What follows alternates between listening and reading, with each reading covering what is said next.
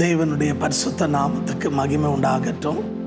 இந்த கிருபையான கால வேளையில் இந்த 4ஆம் மாதத்தின் முதல் நாளில் உங்களை கர்த்தராகிய இயேசு கிறிஸ்துவின் நாமத்திலே வாழ்த்தி வரவேற்கிறோம். நல்லா இருக்கீங்களா? நான் விசுவாசிக்கிறேன் 3 மாதங்கள் இந்த யூடியூப் வழியாக கர்த்தருடைய வார்த்தையை கவனித்த நீங்கள், அன்பான தேவச்சனமே, உங்களில் அநேகருக்கு இந்த வார்த்தைகள் பிரயோஜனமாக ஆசீர்வாதமாக இருந்திருக்கு நான் விசுவாசிக்கிறேன். இந்த 4ஆம் மாதத்தில் கூட அன்பான தேவச்சனமே, என்னோடு கூட ஏசாயா எழுதின தீர்க்க தரிசன புத்தகம் 54ஆம் அதிகாரம் 17ஆம் வசனத்தை தேவ மகிமைக்கா நீங்கள் வாசித்து பாருங்கள்.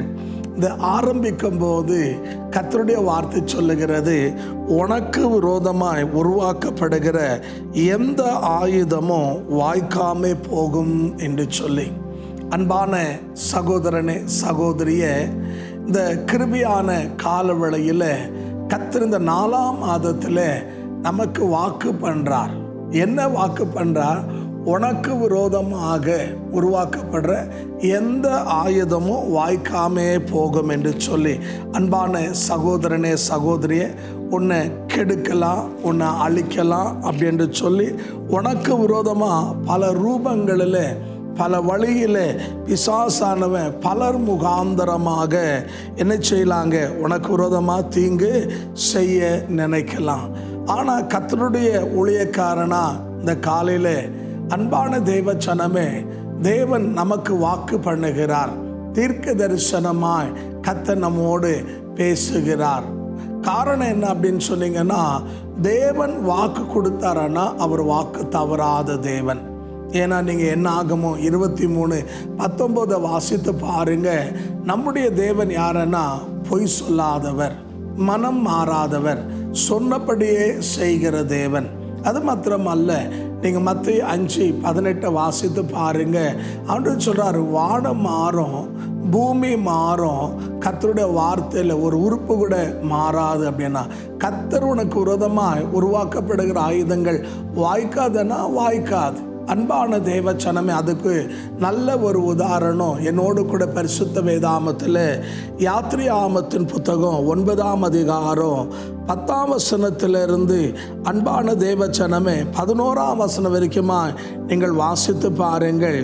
வேதம் சொல்லுகிறது, அன்பான தேவச்சனமே, பார்வோனுடைய மந்திரவாதிகள், அல்லாவிட்டால் குறி சொல்லுகிறவர்கள், அல்லாவிட்டால் சூனியக்காரர்கள், மந்திரவாதிகள், இன்னொரு வார்த்தை சொல்லணும் மதவாதிகள், எல்லாரும் மோசேக்கு விரோதமாக எழும்பி நின்னார்கள்.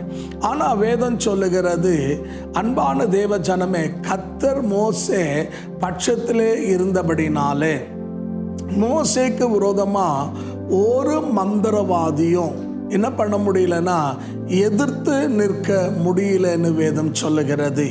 அன்பான தேவச்சனமே, கர்த்தர் உனக்கு விரோதமாக உருவாக்கப்படுற ஆயுதம் வாய்க்காதுன்னா வாய்க்காது. பிசாசானவன் பல ரூபத்தில், பலர் வழியாக, பலர் முகாந்தரமாக அவன் கிரியை செய்யலாம். ஆனால் ஒன்று, அன்பான தேவச்சனமே, உன்னை ஒன்றும் அணுகாது. காரணம் என்னன்னா, தேவனுடைய வசனம் சொல்லுகிறது, உன்னதமானவருடைய மறைவில் இருக்கிறவன் சர்வ வல்லவருடைய நிழலிலே தங்குவான் என்று. அப்போது தேவன் நமக்கு யாராக இருக்கிறாருன்னா மறைவிடமோ நிழலாக இருக்கிறார். ஆகையாலே நம்மளை அழிக்கணும்னு நினைக்கிறவங்க அன்பான தேவ ஜனமே அழிந்து போவார்கள். உலக வரலாறை நீங்கள் அப்படி திருப்பி போட்டு பாருங்க. எத்தனையோ பேர் என்னங்க அழிக்கணும்னு எழும்பினாங்க, ஆனால் அவங்க அழிந்து போனார்களே தவிர, பிரியமான தேவ ஜனமே, கிறிஸ்துவும் அழியல. தேவ பிள்ளைங்க, அன்பான தேவ ஜனமே, வளர்ந்து கொண்டு தான் இருக்கிறாங்களே தவிர, பெருகி கொண்டிருக்கிறாங்களே தவிர, அன்பான தேவ ஜனமே, அவருடைய வளர்ச்சியை அவர்களால் என்ன செய்ய முடியலைங்க? தடுத்து நிறுத்த முடியல. நீங்கள் வேதத்தில் யாத்ரியாகமம் 1ஆம் அதிகாரம் 10 to 12 வசனங்களை வாசித்து பாருங்க. பார்வோன் இஸ்ரவேல் மக்கள் பெருகக்கூடாது என்று சொல்லி ஆண் பிள்ளைகள் எல்லாம் அழிக்கணும்னு சொல்லி பெண் பிள்ளைகள் எல்லாம் விட்டு வைக்கணும்னு சொல்லி அவன் சட்டம் போட்டாலும் கூட கர்த்தருடைய வசனம் சொல்லுது, இஸ்ரவேலுடைய வளர்ச்சியை யாரால் என்ன செய்ய முடியலாங்களே, தடுத்து நிறுத்த முடியல. அன்பான தேவ ஜனமே, நமக்கு விரோதமாக யார் எழும்பினாலும் அவங்க, அன்பான தேவ ஜனமே, வேதம் சொல்லுது இந்த கல்லின் மேல் மோதுகிறவன் சுக்குள் தூள் ஆயிடுவான்னு சொல்லிட்டு. ஆகையால ஒருவேளை அன்பான தேவ ஜனமே, நம்முடைய தொடக்கம் அற்பமாக இருக்கலாம், ஆனால் நான் கர்த்தருடைய ஊழியக்காரனா சொல்லுகிறேன், நம்முடைய முடிவு மகிமையாக இருக்கும். ஆகையால் தான் ரோமர் 8ஆம் அதிகாரம் 31ஆம் வசனத்தை வாசிக்கும் போது தேவ மனுஷனாகிய பவுல் சொல்லுகிறார், தேவன் நம் சார்பில் இருந்தா நமக்கு விரோதமாக எழும்புகிறவன் யார் என்று சொல்லி. அன்பான தேவ ஜனமே, ஆகையாலே இந்த 4ஆம் மாதத்தின் முதல் நாளில் உனக்கு விரோதமாய் உருவாக்கப்படுகிற எந்த ஆயுதமும் வாய்க்காமே போகும். தைரியமாக இருங்க. உன்னை அழிக்குவேன், உன்னை இல்லாத ஆக்கிடுவேன், உன்னை தூக்கிடுவேன், என்ன செய்கிறேன் பாரு அப்படின்னு மிரட்டுவாங்களே தவிர உன் நிழலை கூட, உன் தலையில் இருக்கிற ஒரு முடியை கூட எவனாலையும் அணுக முடியாது. காரணம் என்ன அப்படின்னு சொன்னீங்கன்னா, சங்கீதம் 91ஆம் அதிகாரம் நீங்கள் 7 முதல் 10 வசனங்களை வாசித்து பாருங்க.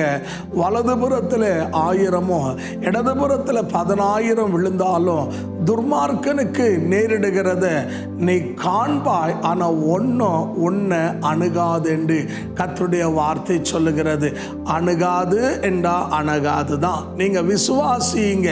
அன்பான தேவ ஜனமே, ஆகியால் எனக்கு மந்திரம் பண்ணிட்டாங்கோ, எனக்கு சூனியம் பண்ணிட்டாங்கோ, எனக்கு செய்வன பண்ணிட்டாங்கோ, என் வியாபாரத்தை தடுத்து நிறுத்திட்டாங்கோ, என் வளர்ச்சியை தடுத்து நிறுத்திட்டாங்கோ, என்னங்க என் முன்னேற்றத்தை தடுத்து நிறுத்திட்டாங்க அப்படின்னு புலம்பாதீங்க. அவிசுவாசமான வார்த்தையை பேசாதீங்க, விசுவாசமான வார்த்தையை சொல்லுங்க.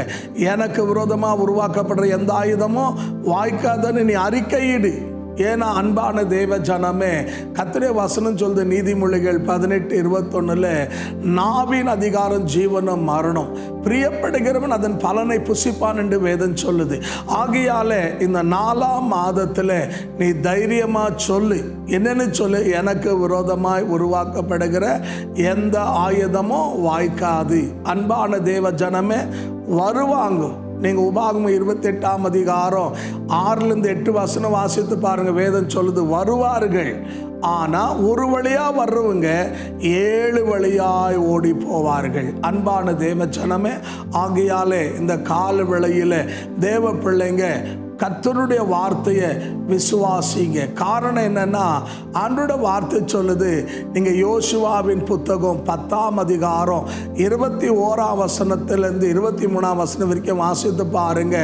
5 ராஜாக்கள், 5 தேசங்கள், அன்பான தேவ ஜனமே, 5 சேனைகள் ஒன்றாய் திரண்டு வந்து யோசுவாவுக்கு விரோதமாக யுத்தம் செய்தார்கள். ஆனால் கர்த்தருடைய வசனம் சொல்லுது, ஒரு நாவு கூட அவளுக்கு முன்னால் அசைக்க கர்த்தர் விடவே இல்லை. அன்பான தேவ ஜனமே, எவன் அசைக்கணும்னு வந்தானோ அவனுக்கு அட்ரஸ் இல்லாமல் போயிட்டாங்க. ஆகையால் கர்த்தருடைய பிள்ளைங்க கர்த்தருடைய வசனத்தை, அது உன்னுடைய வியாபாரத்தில் இருக்கலாம், நீ இருக்கிற இடத்துல இருக்கலாம், ஊழிய பாதையில் இருக்கலாம், உன்னுடைய ஆவிக்குரிய வாழ்க்கையில் இருக்கலாம், உன் குடும்ப வாழ்க்கையில் இருக்கலாம், உனக்கு விரோதமாய் உருவாக்கப்படுற எந்த ஆயுதமும் வாய்க்காமே போகும். காரணம் என்னன்னா, ஏசாயா 55ஆம் அதிகாரம் 11ஆம் வசனம் சொல்லுது, அன்பான தேவ ஜனமே, என் வாயிலிருந்து புறப்பட்ட வார்த்தை நான் அனுப்பின நோக்கத்தை நிறைவேற்றாமல் என்னிடத்தில் வெறுமையா திரும்பாதுண்டு. ஆகையால் தேவன் வாக்கு கொடுத்தா அவர் கண்டிப்பா வாக்கை நிறைவேற்றுவார். ஆகையால் முழு நிச்சயத்தோடு, என்னங்க, முழு இருதயத்தோடு கர்த்தருடைய வார்த்தையை நீங்கள் விசுவாசிங்க. அன்பான அந்நிய கண்கள் அல்ல, சொந்த கண்கள் காணும்.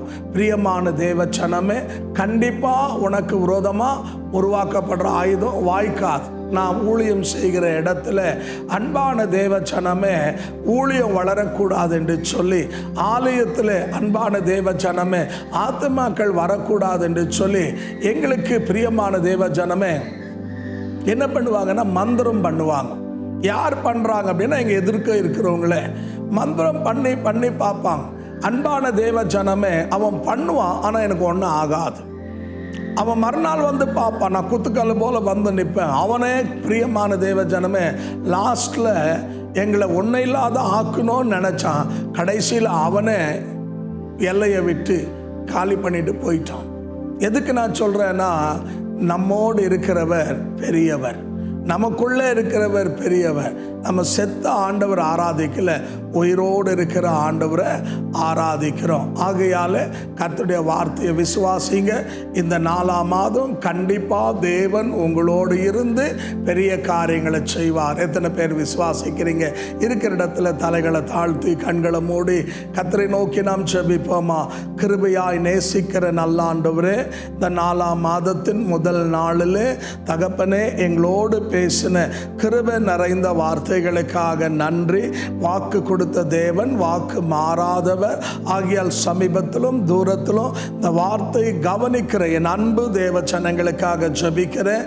ஆண்டவரே, அந்நிய கண்கள் அல்ல, சொந்த கண்கள் காணும்படியாக அன்றை இதுவரைக்கும் நடத்தினவர், இனிமேலும் நீ நடத்த போகிற கிருபைகளுக்காக நன்றி.